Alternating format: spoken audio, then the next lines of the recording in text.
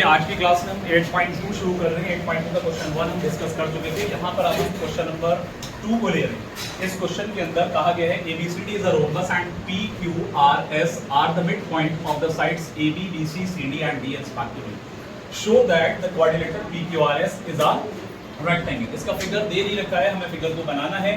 सबसे पहले एक हमें ABCD क्या है, एक रोम्बस है। तो हमने यहाँ पर एक फिगर बनाया जैसा कि आप देख रहे हैं, ठीक है। ये मैंने इस तरह से ABCD एक रोम्बस क्रिएट किया। AB का मिड पॉइंट P है, BC का मिड पॉइंट Q है, CD का मिड पॉइंट R है और AD का मिड पॉइंट S है।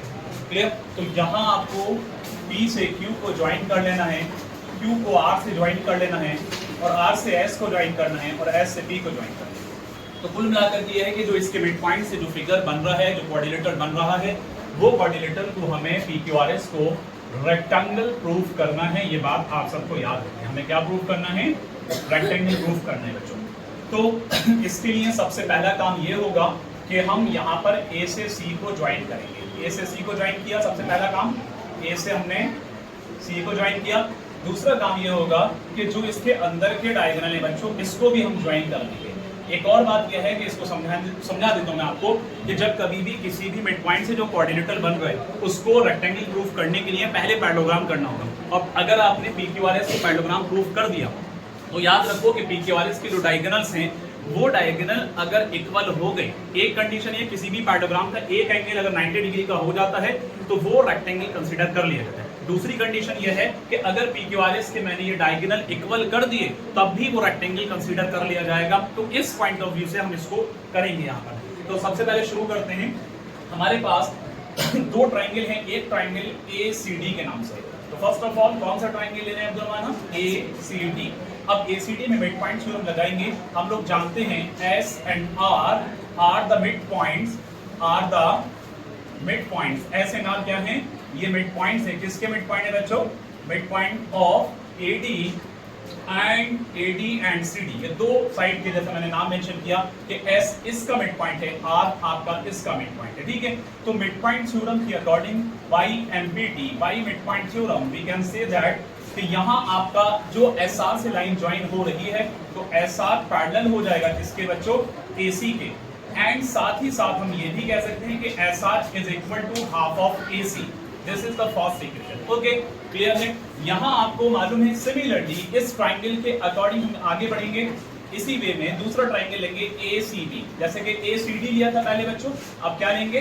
ACD। ट्राइंगल ACB हम ले रहे हैं। तो ACB ट्राइंगल के अंदर भी एक मिड पॉइंट आपको यहाँ नजर आता है और एक मिड पॉइंट आपको यहाँ नजर आता है। तो इस हिसाब से हम देख रहे हैं कि यहाँ पर कहेंगे P and Q are the mid points.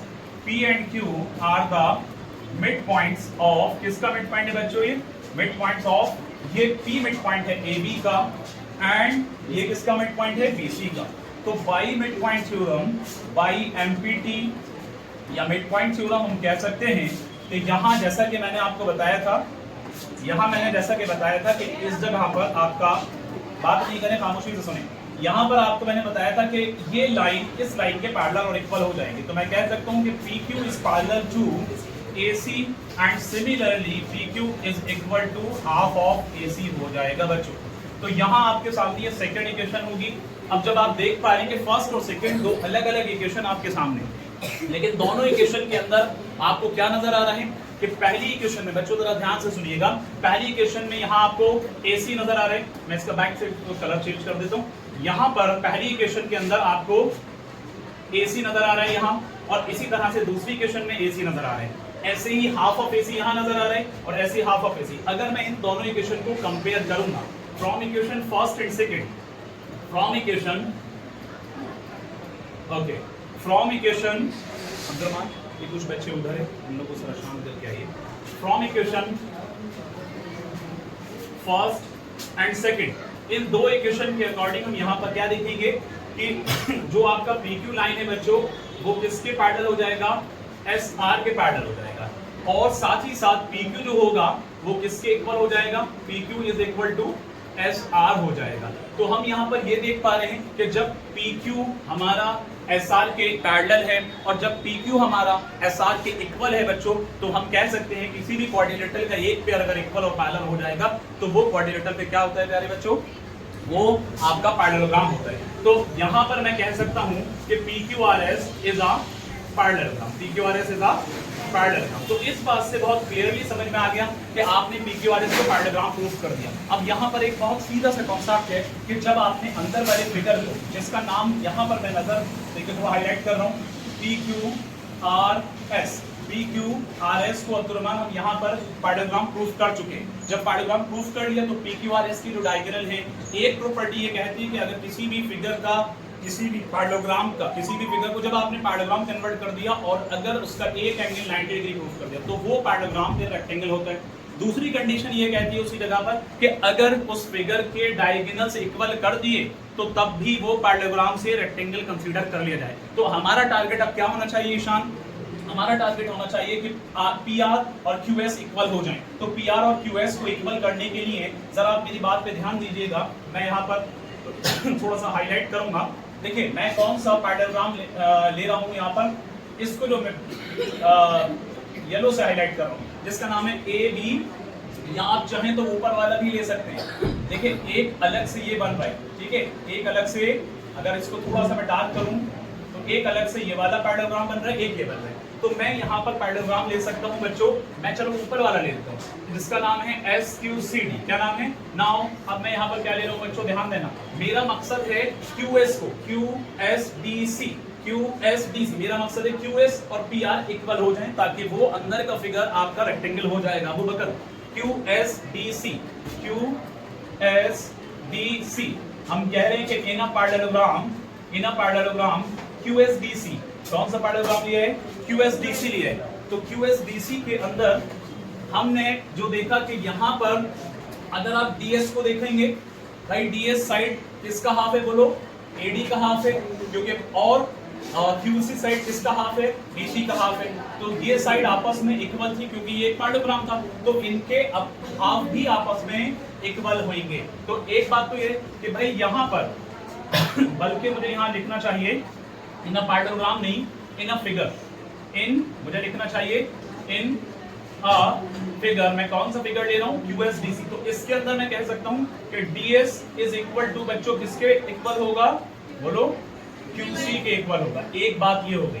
अब कहीं ना कहीं ये इसके इक्वल भी है और ये इसके क्या है प्यारे बच्चों बोलो, पैरेलल भी है। And DS is parallel to QC, यहाँ पर ये इक्वल भी है और पैरेलल। अब जब यहाँ पर ये इक्वल भी है और पैरेलल भी है, इसलिए क्योंकि ये एक पैरेललोग्राम माना जाएगा, जब ये पैरेललोग्राम माना जाएगा तो इसके दूसरे पेयर भी अपोजिट पेयर इसके इक्वल और पैरेलल हो जाएंगे।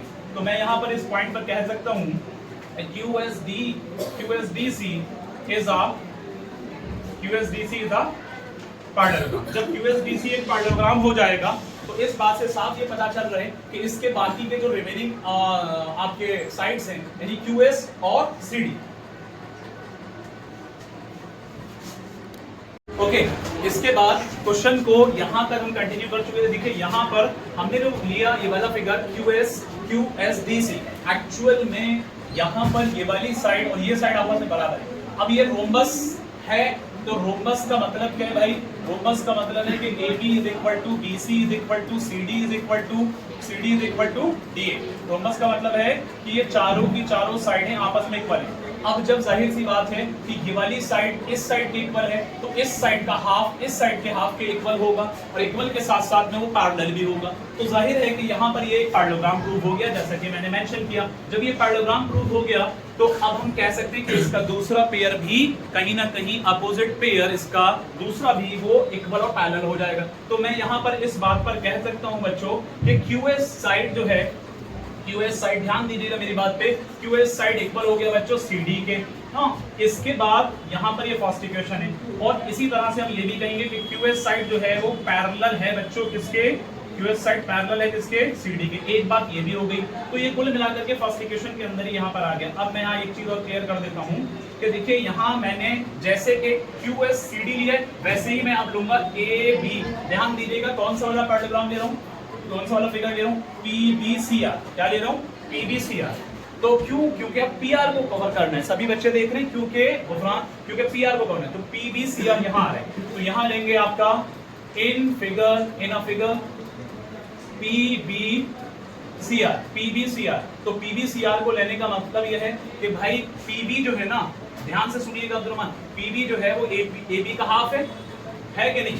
तो हम लिखेंगे PB इज इक्वल टू, और CR CD का हाफ है, ये CR के इक्वल होगा। सिमिलरली यहाँ पर PB जो है वो पैरेलल भी है किसके, CR के। तो यहाँ हमने, अच्छा रीजन क्या लिखा, रीजन लिखा हाफ ऑफ, रीजन लिख देते हैं, पीछे भी लिखना है हाफ ऑफ, ये किसका हाफ है, AB एंड CD। इतनी बात समझ में आई, half of AB and CD। बच्चों रीजन जरूर लिखना है, जैसे कि मैंने यहाँ लिखा था बच्चों, तो इसमें हाफ ऑफ क्या लिखेंगे, हाफ ऑफ ये हमने यहाँ लिया था, तो half of AD and BC, half of AD, half of AD यानी ये वाली साइड और ये वाली साइड का हाफ है ये और ये, जैसा कि मैं प्रूफ कर चुका हूं। तो half of AD and BC, कितनी बात सबको याद रहनी चाहिए। अब यहां पर भी सेम चीज है, तो जब अगर किसी फिगर का एक पेयर इक्वल और पैरेलल हो गया बच्चों, तो दूसरा पेयर भी उसका कहीं ना कहीं इक्वल और पैरेलल होगा, तो मैं कह सकता हूं PR जो है वो BC के इक्वल होगा। PR जो है वो किसके इक्वल होगा प्यारे बच्चों, PR BC के इक्वल होगा। साथ ही साथ इसको सेकंड इक्वेशन मान लें, और साथ ही साथ PR जो है, ध्यान से सुनिएगा, PR जो है वो पैरेलल हो जाएगा BC के। तो ये इतनी बात समझे। अब अगर गौर से देखेंगे फर्स्ट और सेकंड इक्वेशन को, अब लोग फोकस करने की जरूरत है बेटा। फर्स्ट और सेकंड इक्वेशन में QS CD के इक्वल है और PR BC के इक्वल है। तो BC और CD आपस में पहले से इक्वल हैं। जब BC CD आपस में पहले से इक्वल हैं, तो इक्वेशन को इक्वेट करेंगे from equation first and second. ध्यान से सुनो, from equation first and second जब कंपैरिजन करेंगे, तो इससे पता ये चलेगा कि PR जो है वो बच्चों आपका किसके इक्वल आएगा, PR किसके इक्वल आएगा, बोलो भाई। BC और CD जब आपस में इक्वल है, क्योंकि मैं बता चुका हूं रूमबस की चारों साइड इक्वल होती है, तो PR किसके इक्वल होगा, QS के। तो QS के, अब PR और QS किसके डायगोनल हैं, PQRS के। और जब किसी भी पैरेललोग्राम के डायगोनल इक्वल हो जाते हैं बच्चों, तो वो पैरेललोग्राम फिर रेक्टेंगल प्रूफ हो जाता है। बात समझ में आ गई? तो इसलिए मैं यहां पर कहूंगा therefore PQRS is a rectangle, PQRS is a rectangle. इतनी बात समझ में आई सबके? तो ये क्वेश्चन बड़ा अच्छा है, इंपॉर्टेंट है, यहाँ आपका आंसर आ चुका है।